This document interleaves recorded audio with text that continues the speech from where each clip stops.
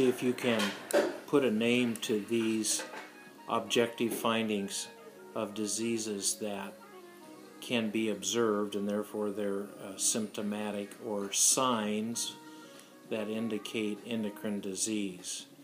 So if we say here, what do you call this?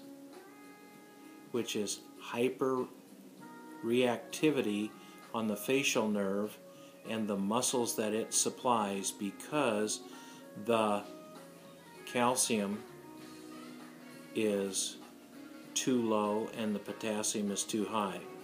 Cause irritation. What is that disease process?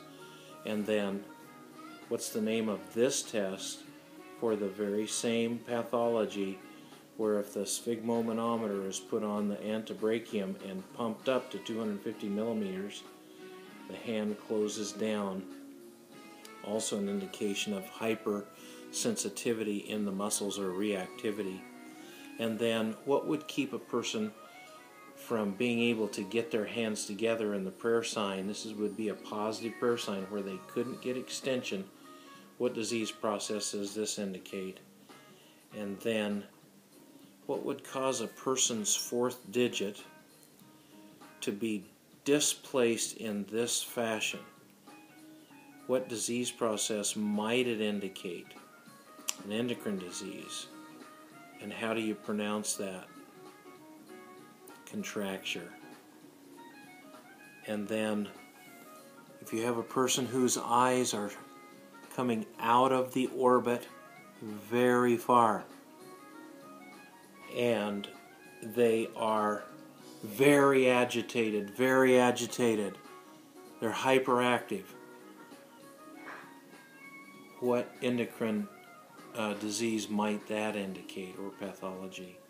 And then when something shocking happens, I'm just going to tell you, what's your reaction, fight or flight? It's called, in some sciences, neuroscience, sympathetic arousal, or it could be a release called a release of catecholamines, which are the epinephrine, norepinephrine. Sympathetic arousal, you call it fight or flight, you might call it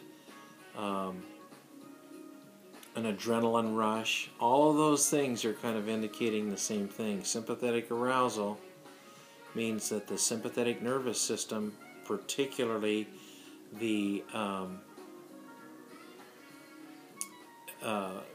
sympathetic chain, stimulates the different organs of the body to prime us for activity. I guarantee you, prior to the NHL championship ice hockey games, or the NBA championships, or the Super Bowl, there are a lot of people in all different parts of the fan base, and all the way down to the stars, who have sympathetic arousal. You know how it is when you've got to perform physically, or for that matter, if you've got to do a speech, you have sympathetic arousal. This comes from your autonomic nervous system. Now, after that speech, or after that big contest, that ball game, you ultimately come back to a resting state, move back to homeostasis. That's when you're under the control of the parasympathetic system.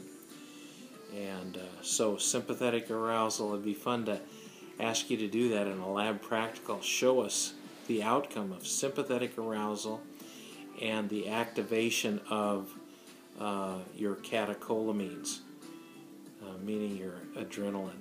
So, okay, be a student of how the pathologies of the endocrine system can be recognized by the signs and symptoms. Okay, bless you.